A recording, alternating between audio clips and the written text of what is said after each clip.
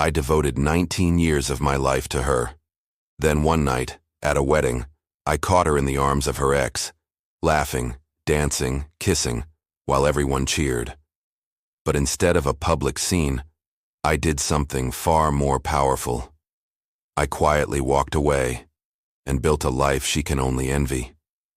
For nearly 2 decades, Tony believed he had built the life every man dreamed of. A successful career, a beautiful wife, 2 thriving daughters, and a marriage grounded on love, loyalty, and mutual respect. At 39 years old, Tony stood at the peak of his personal and professional life. Having recently been promoted to CFO at his firm, his financial future looked brighter than ever. His dedication to work, combined with a strict fitness regimen, kept him sharp, focused, and physically in his prime. His wife, Vera, was 5 years older than him, but age was never a barrier between them. They had met almost 20 years ago, when Vera was at one of the lowest points in her life. She had recently gone through a painful divorce from her ex-husband, Dr. Clayton Adams, who had cheated on her with a nurse during his medical residency. Heartbroken, financially struggling, and emotionally drained, Vera worked as a waitress just to make ends meet. That's when Tony entered her life. From their very first meeting, Tony was captivated by Vera, not just by her physical beauty, but by her resilience and her spirit. She had been broken, but not defeated. Despite the betrayal she had faced, she still believed in love, in second chances, and Tony was determined to be that second chance. Slowly, he helped rebuild her confidence, offering her stability, unconditional love, and a future she thought she had lost forever. Their relationship blossomed. Tony admired Vera for her strength, while she cherished Tony's honesty, integrity, and unwavering commitment. Trust became the bedrock of their marriage. They often spoke openly about loyalty, the value of faithfulness, and the damage that infidelity could cause. Tony had made it clear from the beginning that he despised betrayal, and Vera, having lived through it herself, swore she would never repeat that kind of pain. Together, they built a wonderful life. Their twin daughters, Mara and Carrie, were born and filled their home with laughter, energy, and purpose. Vera eventually left her waitressing job and settled into a more comfortable life, managing their household while Tony climbed the corporate ladder. She trusted Tony completely with their finances and future. While she had little interest in the intricacies of stock options or investment strategies, she knew Tony was building something great for all of them. The home they shared was a physical manifestation of their journey. Over the years, they had renovated and upgraded the house into their perfect sanctuary, a place filled with love, memories, and hope for the future. They had even refinanced their mortgage to fund college trusts for their daughters and home improvements, ensuring their children would have a strong start in life. From the outside, their marriage appeared unbreakable. Friends admired them, family respected them, and even strangers could feel the connection between them. Their love seemed solid, unshakable, and timeless. But sometimes, the deepest fractures are the ones hidden beneath the surface, quiet, unnoticed until it's too late. Tony had always lived by the advice his father once gave him. Men of value do not tolerate disrespect, manipulation, or lies from women. Stay true to yourself and always be a man of worth. It was advice he carried with him every single day, advice that shaped the way he loved Vera, raised his daughters, and approached life itself. And for 19 years, he believed they had honored that code together. But one wedding would change everything. The day that would forever change Tony's life started like any other business trip. There were no signs, no warnings, no gut feeling that this trip would mark the end of the marriage he had spent almost 2 decades building. His company had just finalized a massive $2 billion merger, and as the newly promoted CFO, Tony had to fly to Germany to represent his firm. It was unfortunate that the final meeting coincided with Carol's wedding, a wedding that Vera had been planning and eagerly anticipating for months. Carol wasn't just any friend. She was Vera's best friend, practically family. After years of heartbreak from her cheating ex-husband, Carol had finally found happiness again. Her wedding was not just a ceremony, it was a triumph over pain, a symbol of second chances. Vera, as Carol's maid of honor, was deeply involved in every detail, from dress fittings to flower arrangements. When Tony told Vera about the last-minute change to his business trip, her reaction was explosive. "Are you serious, Tony? You're bailing on me last minute. You know how important this is to me. Everyone will be asking where my husband is. Do you know how humiliating this is for me?" Tony tried to explain calmly. "Vera, I understand how much this means to you, but this deal is crucial not only for the company, but for our financial future. No one else can take my place in this meeting. I promise to make it up to you." But no amount of reasoning could calm Vera's anger. That night she refused to speak to him. She locked herself in the bedroom, leaving Tony to sleep in the guest room. It wasn't the first time they'd had arguments, but the cold distance between them this time felt different, heavier, more hostile. The next morning, Tony tried one last time. He knocked on the bedroom door. "Vera, I love you. I'll call you as soon as I land. Please don't stay mad." There was no reply. Hours later, as his plane lifted off the tarmac, Tony still held hope that things would calm down once he returned. Throughout his long flight, he texted her, called her, left voicemails, all unanswered. He even called their daughters, Mara and Carrie, who were away at college. "Girls, just check in on your mom for me, will you? She's upset and I don't want her feeling alone." His daughters reassured him they would check in and update him. Upon landing in Germany, Tony finally settled into his hotel. But just as he was about to prepare for the crucial meeting, he received shocking news.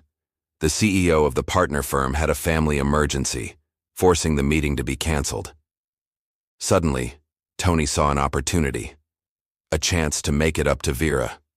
He quickly booked the next flight back to Chicago. If everything went smoothly, he would arrive in time to surprise Vera at the reception. After hours of traveling, Tony landed at Chicago O'Hare and rented a car to drive to the venue. The GPS led him through the busy city streets until he finally arrived, exhausted but optimistic. He was determined to make things right. The reception hall was buzzing with life. Laughter, clinking glasses, music blaring, and over 200 guests enjoying themselves filled the air. Tony scanned the room for Vera but couldn't immediately locate her. He walked over to the bar and ordered a double bourbon, hoping a drink would steady his nerves. He knew some of Carol's guests but noticed a familiar figure sitting off to the side, deep in conversation. Clayton, Vera's ex-husband. Tony's stomach twisted. What was Clayton doing here? He hadn't seen the man in 20 years, not since Vera had kicked him out for cheating. Though Clayton was friends with Carol's family, his presence still felt like a violation of sorts. Then Tony saw her. Vera, sitting beside Clayton. Their body language was unmistakable, close, intimate, familiar. They laughed together, leaning into each other as if the last 20 years never happened. Vera looked stunning in her elegant ivory dress, but her posture, her glances, the way she touched his arm, it all sent warning signals through Tony's mind. He told himself to stay calm, to observe before jumping to conclusions. After all, this was a wedding. Maybe they were just sharing old memories. Maybe he was overreacting. But what he saw next ripped through him like a knife. Vera took Clayton's hand and led him to the dance floor. They danced close, too close, swaying to slow songs as if they were lovers reunited. The way she gazed into his eyes, the way her hand slid up his chest. It wasn't innocent. Tony's breathing slowed. His heart pounded, not with jealousy, but with something far worse. Betrayal. And it only escalated. The dancing led to stolen kisses right there on the dance floor, in front of everyone. Then they returned to their table, more emboldened, where Vera giggled as Clayton's hand moved under the table, and hers discreetly followed suit. Tony stood frozen. The woman he had trusted, protected, and loved for 19 years was publicly humiliating him. And for what? For a man who had betrayed her 2 decades ago. For a brief moment, rage surged through him. He could storm over there, create a scene, expose her to all their friends and family. But then his father's words echoed in his mind. Men of value do not tolerate disrespect. This wasn't about public humiliation. It was about self-respect. Quietly, calmly, he reached into his pocket, pulled out his phone, zoomed in, and captured several crystal-clear photos and a short video of their intimate moment. Then, with deliberate calmness, Tony sent her a message. "Guess what, sweetheart? My meeting was rescheduled and I returned early. Looks like you're in good hands tonight. I'll be gone by the time you get home tomorrow. Enjoy your evening. Our marriage is over." Seconds later, Vera's phone lit up. Tony watched from a distance as she glanced at the screen. Her smile instantly vanished. Panic set in. She looked around the room, searching for him. She saw him, just as he calmly turned and walked toward the exit. "Tony, please wait," she called after him, but Tony didn't stop. He didn't even break his stride. He walked out of the reception hall, leaving behind not only the wedding, but also 19 years of love, loyalty, and trust that had just been shattered. And so began the quiet, calculated unraveling of everything they had built. As Tony drove away from the wedding venue that night, a heavy silence filled his car. The noise of the wedding faded into the distance, but the whirlwind in his mind was deafening. He felt a mixture of numbness, rage, and disappointment churning in his chest. After 19 years of what he thought was a rock-solid marriage, Vera had thrown it away for a man who had betrayed her long ago. His phone vibrated again and again. First Vera, then her parents, then friends. Dozens of missed calls and messages piled up. He ignored every single one. There was nothing to discuss. In Tony's mind, the marriage had ended the moment he saw her kissing Clayton. As the long drive to Nashville continued, Tony pulled into a roadside diner around 3 a.m., too drained to continue. Over a plate of eggs and bacon, he tried to make sense of what had just happened. He realized something profound. He was free. The betrayal was devastating, yes. But the marriage that once felt unbreakable had already died the moment Vera crossed that line. After finishing his meal, Tony pulled out his phone. In a moment of cold clarity, he changed his Facebook relationship status from happily married to single and available. He attached 2 of the photos he had taken at the wedding, one of Vera passionately kissing Clayton, and another of Clayton's hand shamelessly resting on Vera's chest. Beneath the photos, he simply wrote, "After 19 years of marriage, she's gone back to the one who broke her heart years ago. I'm moving forward. The road is open." His post instantly went viral within his circle of friends, colleagues, and family. The floodgates of opinions and messages opened. Some were shocked, some supportive, others full of sympathy. But Tony didn't care about the gossip. He had posted it as both closure and a message to everyone. The chapter with Vera was finished. By morning, as the sun rose, Tony arrived back at his house in Nashville. The home he had spent years building with Vera suddenly felt like an empty shell. Every picture frame, every piece of furniture held a memory, now tainted. Before entering, he paused, took a deep breath, and stepped into the house. The silence inside was deafening. He poured himself a cup of coffee and sat at the kitchen table, the same table where they once shared breakfasts, birthday celebrations, and quiet evenings as a family. As he sipped his coffee, he made the final decision. There would be no reconciliation, no explanations, no apologies could undo what she had done.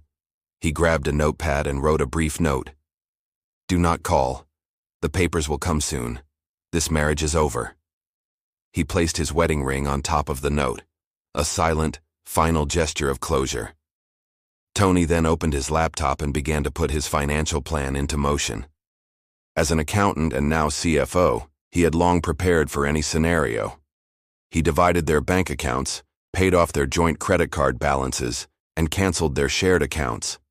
He made sure Vera would have a small amount left to get by temporarily, but from that moment on she was financially independent. The house would go up for sale immediately. Tony had no interest in living in what had become a museum of broken memories. He contacted a real estate agent, scheduled a listing, and then called his lawyer to start divorce proceedings. The decision was cold, calculated, and absolute. Later that day, Vera's father, James, arrived at the house, desperate to speak to Tony. "Please, Tony, don't make any rash decisions," James pleaded. "Talk to her. She made a mistake, but you've built so much together." Tony calmly handed James a printed copy of the photos from the wedding. "James, this isn't a misunderstanding. It's betrayal, public, humiliating, and unforgivable. There's nothing left to salvage. James left with a heavy heart, fully aware that Tony had made up his mind. Meanwhile, Vera was spiraling. She had spent the remainder of the wedding crying uncontrollably, drinking far too much as guilt and panic consumed her. Her friends tried to comfort her, but the realization of what she had done was inescapable. When she returned home and found the note and wedding ring waiting for her, reality hit her like a freight train. Tony was truly done. The following days were brutal. Vera called repeatedly, left countless voicemails, and sent dozens of texts. Each message was more desperate than the last. "Tony, please, let me explain. It's not what it looked like. I love you. Please don't give up on us. Please, Tony. I made a horrible mistake." Tony read none of them. He had already blocked her number and forwarded all further communication to his attorney. Their twin daughters, Mara and Carrie, were devastated when they learned what had happened.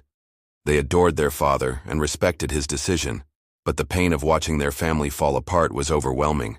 Tony sat down with his daughters and spoke to them candidly. "Girls, your mother made a choice, and choices have consequences.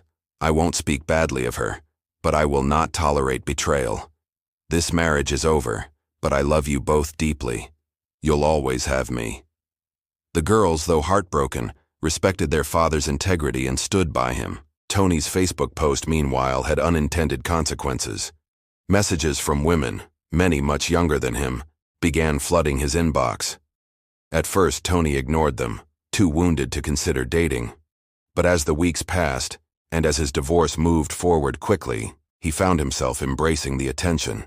Less than 2 months after the wedding, Tony met Cheryl, a beautiful, vibrant 28-year-old woman who brought light back into his life. Unlike Vera, Cheryl was full of energy, optimism, and unwavering respect for Tony's values. The two hit it off immediately, and before long Tony realized he had found someone who genuinely valued loyalty. While Vera was drowning in regret, watching from afar as Tony rebuilt his life, Tony found happiness again. And this time, he wasn't going to let it slip away. The divorce process moved with ruthless speed. Tony, true to his word, kept everything professional. No screaming, no endless arguments, no second chances. The trust was broken, permanently. All communication between them was handled strictly through their lawyers. Legally, Vera didn't have much ground to stand on. Financially, Tony had been the primary earner for years. The house, though beautiful and remodeled, carried a heavy mortgage after their refinancing to pull out equity for their daughters, education, and home renovations. There was little equity left to divide after paying off the realtor and closing fees.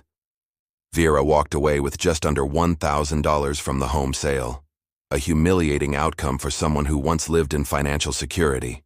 The lawyers initially tried to push for a share of Tony's upcoming stock options from the merger, but they quickly hit a legal wall. The options weren't yet vested and, under state law, couldn't be considered marital property. The final settlement granted Vera modest spousal support, $22,000 per month for 2 years. It wasn't a huge amount compared to Tony's rising financial success, but it was enough for her to get by temporarily. After that period, she was entirely on her own. Vera had also underestimated how deeply her betrayal would impact her daughters. Mara and Carrie, while heartbroken, gravitated toward their father. They lived with Tony after the divorce, and their relationship with Vera remained tense for many months. They were polite, but distant. The disappointment was raw. They couldn't comprehend how their mother, who once suffered from betrayal herself, could so easily repeat that same crime. As Tony's life bloomed, Vera's spiraled. The community that once admired her now quietly gossiped. Friends who had once cheered for her wedding with Tony now looked at her with pity or judgment. Invitations to social events grew scarce. She attempted to rebuild her life, taking a receptionist job to cover basic living expenses. Her once lavish lifestyle was now replaced by budgeting, counting every penny, and managing bills without Tony's financial expertise. Vera discovered how deeply she had relied on Tony, not just emotionally, but financially. Without him, she struggled to adapt to a reality where she was solely responsible for herself. Clayton, the man she'd so foolishly fallen back into the arms of, was no savior either. While he was still a doctor, his career had plateaued. Their relationship, born from one reckless night of nostalgia, lacked passion and stability. Clayton lived with Vera, but the spark she imagined was absent. What started as excitement had dulled into routine cohabitation. As the years passed, Vera witnessed Tony's life transform before her eyes through mutual friends and social media. She saw pictures of him traveling with Cheryl, holding hands on white sand beaches, dining at fine restaurants, and raising a beautiful young family. Their daughters blossomed as well. Mara became a successful attorney, and Carrie, a talented graphic designer. Both women openly credited their father for being their rock during the storm that tore their family apart. Every milestone in her daughter's lives served as a painful reminder for Vera of what she had lost, not because of fate, but because of her own decisions. Tony always remained kind but firm. He allowed Mara and Carrie to rebuild some level of relationship with their mother but made it clear to everyone, his personal ties with Vera were severed forever. Vera's regret festered. She often replayed that night at Carol's wedding in her mind like a film she couldn't shut off. One drunken evening, that's all it took to destroy 19 years of trust, stability, and love. Her choice had not only cost her marriage, but also her place in Tony's vibrant, expanding world. The real crushing blow came years later at Mara's wedding. The ceremony was breathtaking, held at a vineyard in Nashville. As Tony proudly walked his daughter down the aisle, Cheryl stood at his side, radiant with their young daughters, Jolene and Lily. Vera, sitting quietly toward the back, felt invisible. Her ex-husband had built something beautiful out of the ashes of their broken marriage.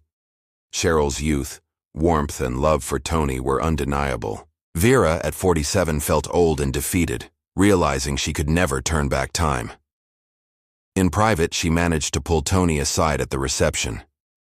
With tears welling in her eyes, she whispered, "I'm so sorry, Tony. I threw everything away. I destroyed what we had." Tony, composed and steady, looked her directly in the eyes. "Vera," he said softly, "I forgave you long ago, but that doesn't change what happened. Your decisions led us here. I don't hate you, but I've moved forward, and I'm happy." Those few words hit her harder than any angry outburst could have. There was no bitterness in his voice, only finality. She had lost him. Forever. Vera returned to Chicago and settled into her modest routine with Clayton. The vibrant life she once had was now a distant memory, replaced by quiet dinners, part-time work, and nights spent wondering, what if? Her financial security was fragile. Without Tony's financial management, her savings slowly dwindled. And with no family fortune or successful career of her own, Vera often feared her later years would bring financial instability. Meanwhile, Tony's life continued to flourish. His stock options from the merger skyrocketed, allowing him to retire early if he wanted. Instead, he pursued passion projects, mentoring young executives, investing in startups, and spending precious time with Cheryl and their daughters. He even repurchased the very house he and Vera had once shared, now completely renovated, filled with joy, laughter, and new memories with Cheryl and the girls. To Vera, that house symbolized everything she lost. To Tony, it was a testament to second chances. Years rolled by like waves crashing on a distant shore. What had once been Tony's deepest heartbreak transformed into the very soil where his new life flourished. The pain never fully disappeared. Scars like that don't vanish. But with time, they faded into the background of something much bigger: purpose, family, and fulfillment. Tony embraced his new life with open arms. His decision to not allow betrayal to break him had become the cornerstone of his strength. Rather than wallow in anger, he built a second chapter few could dream of. By his mid-40s, Tony's gamble with the merger stocks paid off tremendously. The stock options, which had once been worth thousands, now sat comfortably in the millions. His financial security was absolute. No longer worried about money, he had complete freedom to design his life exactly how he wanted. But Tony didn't retire fully. He had no desire to sit idle. Instead, he transitioned into mentorship, consulting young CFOs, offering guidance to budding entrepreneurs, and investing in startups led by passionate dreamers who reminded him of his younger self. His advice was sought after, his reputation respected. Tony was no longer just wealthy, he had become a pillar in the business community. However, what truly made Tony feel rich was far removed from the boardrooms and balance sheets. It was the family he had rebuilt, the life he had carefully cultivated after Vera's betrayal. Cheryl had been a spark in his darkest moment. When they first met, she wasn't seeking financial security or status. She was simply drawn to the man beneath the pain. Younger, yes, but mature far beyond her years, Cheryl brought a vibrancy into Tony's world that reignited his heart. Their wedding was intimate, a small beachside ceremony with only close friends and family. Mara and Carrie stood proudly by their father's side, fully supportive of his new chapter. Cheryl wasn't trying to replace anyone, she simply loved Tony for who he was, scars and all. Soon came new additions to their family. Jolene arrived first, followed by Lily 2 years later. Having young children again reignited a youthful energy in Tony. He took to fatherhood with renewed passion, teaching his daughters to ride bikes, reading bedtime stories, and coaching their little league games. The once quiet house that had been filled with sorrow now echoed with laughter, giggles, and tiny feet pitter-pattering across hardwood floors. Every room carried new life. The master bedroom no longer held haunting memories, but was now a sanctuary of love and stability with Cheryl. The kitchen, once a battlefield of awkward silences with Vera, became the hub of family meals, birthday parties, and holiday baking sessions with the girls.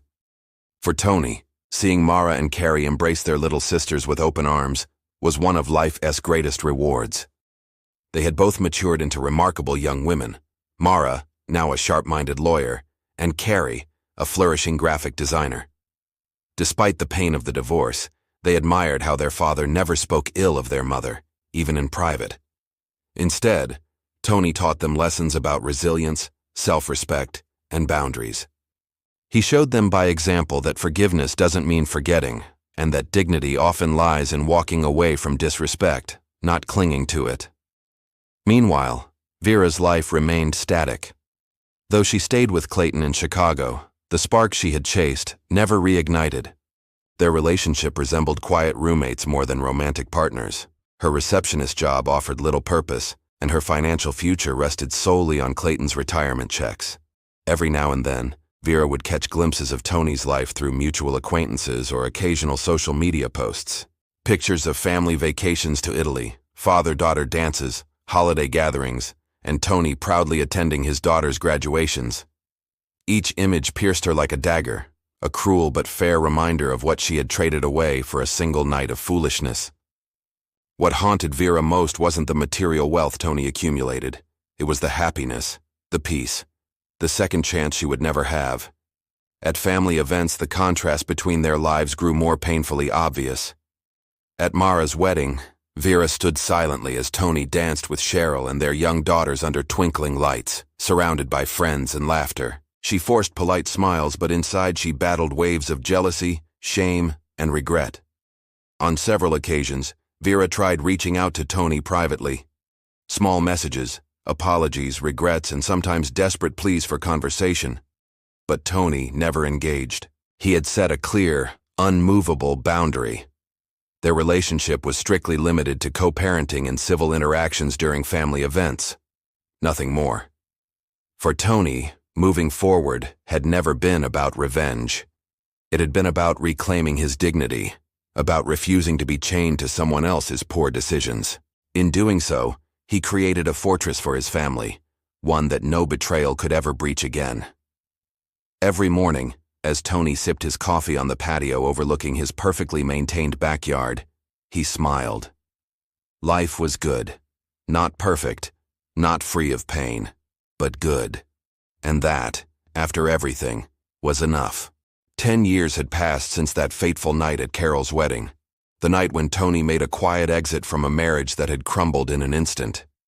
A decade had rolled on like the steady march of time, and while life had blossomed for Tony, for Vera, the shadow of regret never truly lifted.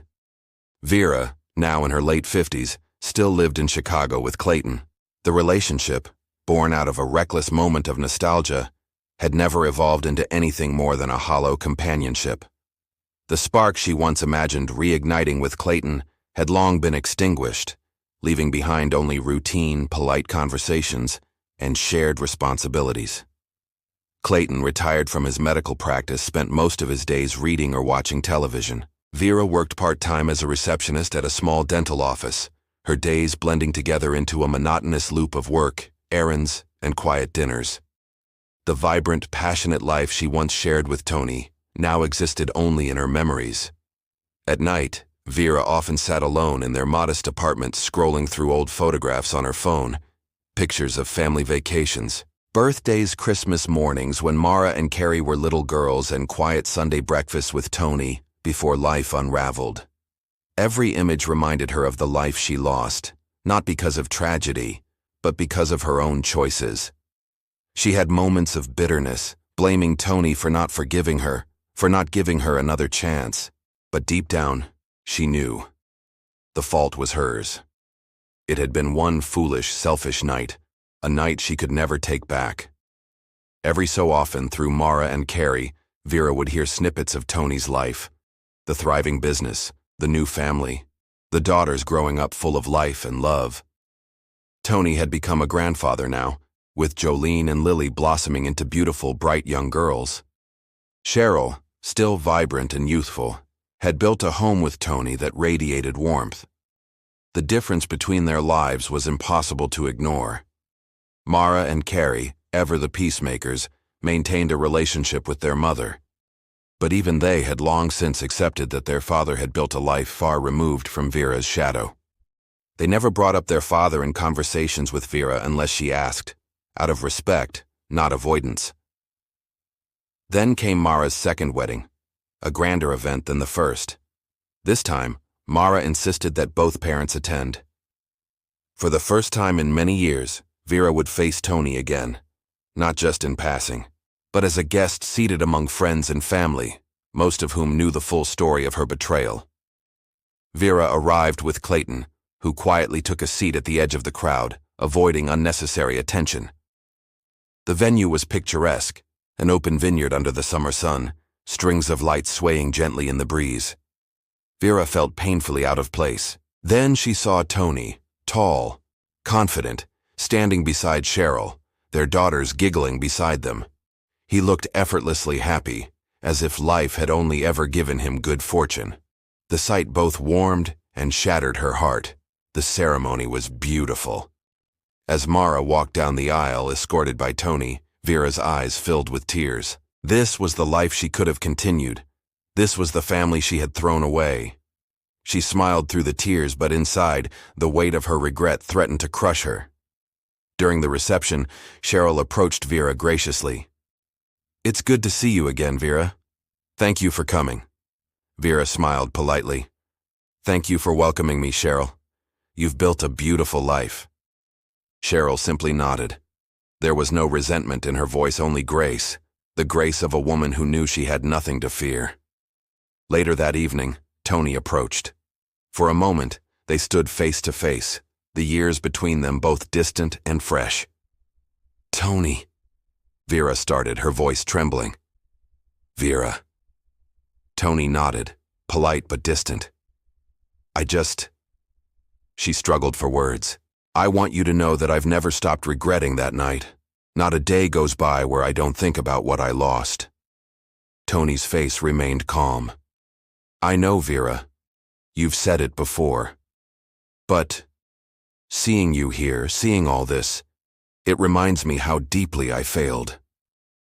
Tony took a deep breath, then spoke softly. "You didn't just fail me, Vera. You failed yourself." Vera's eyes filled again, but she nodded, unable to argue. "I hope you've found some peace," Tony continued. "Because I have. My life moved forward. My children are happy. I'm grateful for what I've built." "I see that," Vera whispered. "And I'm truly glad for you. You deserve happiness." With a simple nod, Tony concluded the conversation. "Take care of yourself, Vera." And just like that, he returned to his family, to Cheryl, to their daughters, to the life he had built entirely outside the ruins of their old marriage. Vera stood alone at the edge of the dance floor, watching her daughters dance and laugh with their younger siblings. She felt like a ghost at her own family's gathering, allowed to observe but never to belong. That night, back in her apartment, Vera sat silently in the dark. She realized she wasn't mourning Tony anymore. She was mourning who she had been, who she could have continued to be had she chosen differently. Her punishment wasn't loneliness. It wasn't even losing Tony. It was living every day with the knowledge that she had destroyed something rare, something many people never even find once in a lifetime. A full decade after that fateful night, Tony stood stronger than ever.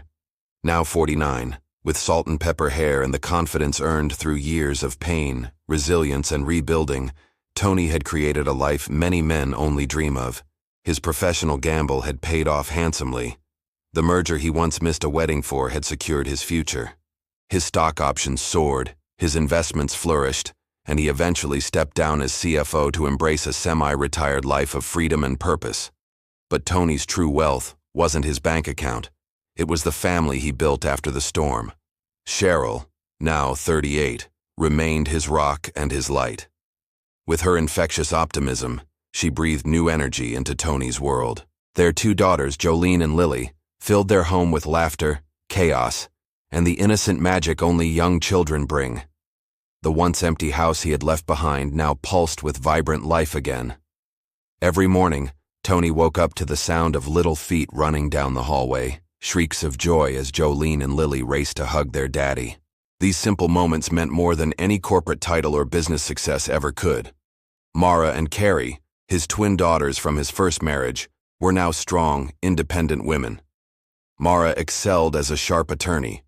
Carrie bloomed into a talented graphic designer. They remained incredibly close to Tony, forever grateful for how he had carried them through the dark times of the divorce, never turning their pain into poison. Their bond as a blended family grew stronger each year. Cheryl never tried to replace Vera, but instead became a kind, steady figure in Mara and Carrie's lives. They respected her, and she respected the place their mother still had in their hearts, even if that place had changed. Financially, Tony had not only secured his own retirement, but was now using his knowledge to mentor younger executives and invest in charities. He created scholarship funds to support young adults who had faced family hardship, hoping to give others a chance at rebuilding, just as he once had. Yet, as the years passed, Vera's presence remained a quiet echo in the background. Vera, now 57, lived a modest life with Clayton. She never married him, perhaps afraid to step into another marriage that would carry the ghost of betrayal. Instead, they existed in quiet companionship, two people bound by past mistakes more than present love.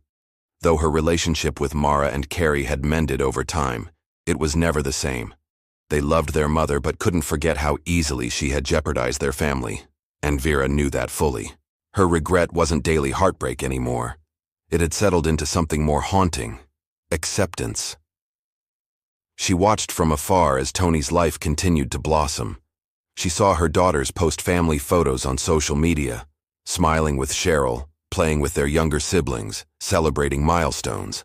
And every time she saw them, she was reminded, that could have been me. The worst part of regret is not losing. It's knowing you could have chosen differently. One evening, as Tony hosted another backyard barbecue, his home was once again filled with laughter and music. Friends, extended family, and neighbors all gathered. Children playing in the garden, music floating softly in the warm air. As he stood on the porch, Cheryl approached, sliding her arm into his. "Look at what we've built, Tony." He smiled, his heart full. "Yeah, we built a fortress, a safe place for all of them." At that moment, Mara and Carrie arrived with their partners, followed by little Jolene sprinting into Tony's arms. Lily skipped behind, waving at her mother. Tony scooped Jolene up, his heart bursting with gratitude. This was his redemption, not revenge, not bitterness, but love. Later that night, as the stars blanketed the sky and the house settled into quiet, Tony sat in his study. The same study where years ago he had once grieved, furious and broken. On his desk now were drawings from Jolene and Lily, pictures from recent vacations, and plaques from the charity foundations he helped build. The past no longer haunted him. It had simply become part of his story. He opened a drawer where, long ago, he had once stored his wedding ring from his marriage to Vera. The ring was no longer there. Years back, he had donated it to charity, a symbolic gesture that he was no longer bound to what had been. His phone buzzed with a simple message from Mara. "Love you, Dad. Thanks for everything you've done for us. You're our hero." Tony smiled. This was the legacy he had fought for. He had lost his first marriage but saved his dignity, and in doing so, he gained something far greater than what he lost: peace. The man who once quietly walked away from betrayal had not just survived, he had triumphed.